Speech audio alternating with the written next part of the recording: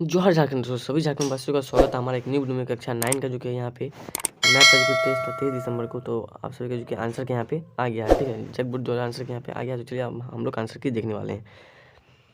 चलिए देखिए सभी, पहला जो क्वेश्चन था वो क्या था, किसी वृत्त की सबसे बड़ी जीवा वृत्त का डैश होती है। तो ये जो कि आपका व्यास हो जाएगा, ठीक है, व्यास होती है। चलिए सेकंड नंबर में क्या था, संपूर्ण वृत्त की लंबाई डैश कहलाती है। तो संपूर्ण वृत्त की जो कि लंबाई होती है उसे हम लोग परिधि कहते हैं। क्या कहते हैं? परिधि कहते हैं। चलिए नेक्स्ट चलते हैं 3 नंबर में।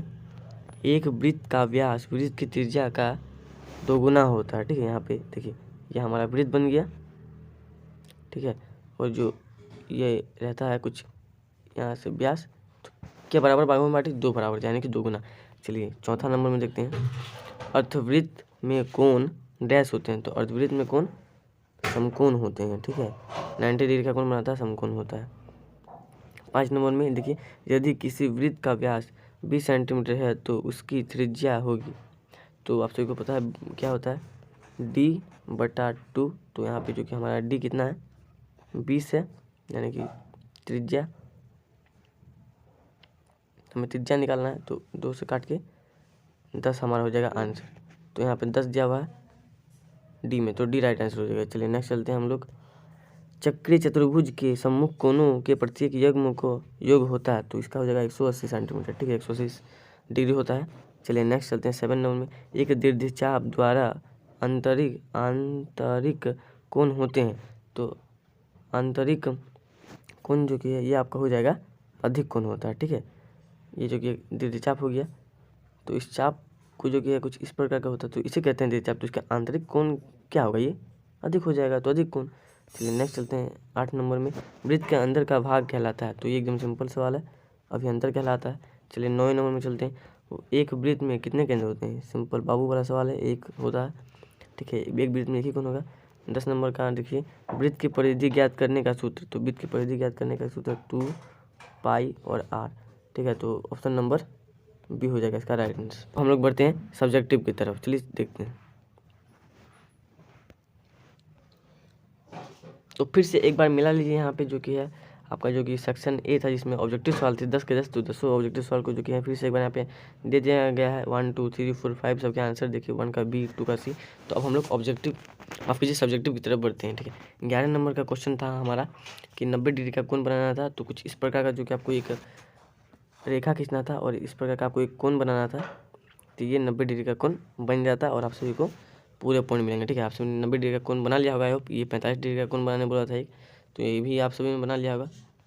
दूसरा जो कि था यहाँ पे निकालने के लिए बोला था, ठीक है। तो इसका आंसर हम लोग देखते हैं। इसका आंसर जो कि है देखिए, माना कि ए बी वृत्त की जीवा है, ठीक है। ए बी वृत्त की जीवा है, ओ वृत्त का केंद्र है। तो त्रिज्या equal to 13 centimetre, O A equal to 13 centimetre, A B equal to 10 centimetre. तो ओ, ठीक है, ओ ए माइनस ए बी, ओ से ओ एल तक, ठीक है। ओ ए बी पर लंब डाला, ए बी पर लंब डाला। हम लोग जानते हैं कि वृत्त के केंद्र से खींचा गया लंब जीवा को समद्विभाजित करता है।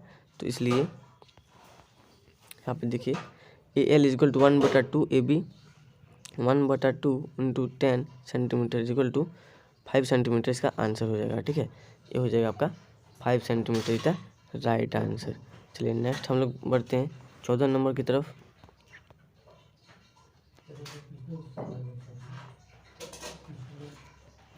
देखिए 14 नंबर था, पूछा गया था, तो उसका जो क्या होगा राइट आंसर। देखिए, O B equal to O A equal to O B, O A और ओ बी दोनों त्रिज्याएँ हैं। कोण O A B equal to कोण O B A equal to X degree माना। हम लोग जानते हैं कि त्रिभुज के तीनों कोणों का योग 180 डिग्री होता है, ठीक है। तो x plus x equal two plus 50 जो कि दिया हुआ था इक्वल टू 180, ठीक है। 2x plus 80 equal to 180, 2x equal to 180 minus 50 equal to 130, x equal to 65। इसका आंसर यहाँ पे आप सभी का आ गया 14 का। चलिए 15 नंबर का देखते हैं। 15 नंबर का क्या कह रहा है, A B equal to 4 centimetre, तो कोण ए इजिकल टू 60, कोण बी भी 60, ठीक है, कि तीनों कोणों का योग 180 है। 180 है। कोण ए प्लस बी प्लस सी 180, 60 प्लस 60 प्लस कोण सी इजिकल टू 180, कोण सी इजिकल टू 180 माने 120, 60, A B equal to B C equal to C A equal to 4 centimetre, समबाहु द्विभुज कुछ इस प्रकार का, तो 4 सेंटीमीटर का बन गया है। चलिए 16 नंबर देखते हैं हम लोग, अंतिम सवाल रहने वाला है।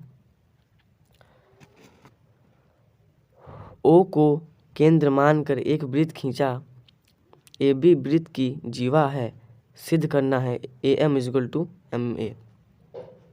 चलिए रचना इजिकल टू ओ ए तथा ओ बी को मिलाइए।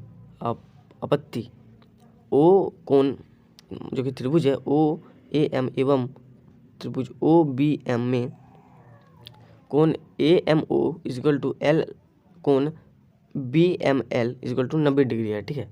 तो जो O A equal to O B वृत्त की त्रिज्या बराबर होती है O M equal to O M, बस नेक्स्ट है, ठीक है। तो चलिए आप यहाँ पे कोण ओ ए एम सर्वगासम कोण ओ बी एम RHS नियम से A M equal to B M GPCT द्वारा प्रूव्ड। तो ये हो गया आपका आंसर की। आई होप आप सभी को वीडियो अच्छा लगा होगा, तो हमारे वीडियो को जो कि है लाइक कीजिए और शेयर कीजिए ज़्यादा से ज़्यादा मित्रों के पास, और सब्सक्राइब कीजिए। और मैं जो कि डिस्क्रिप्शन में यहाँ पे व्हाट्सअप और टेलीग्राम का ग्रुप का जो कि लिंक दे दें, वहाँ पे ज्वाइन हो सकते हैं। ये PDF वगैरह आपको वहाँ से मिल जाएंगे। मिलते हैं नेक्स्ट वीडियो में, तब तक के लिए जय हिंद।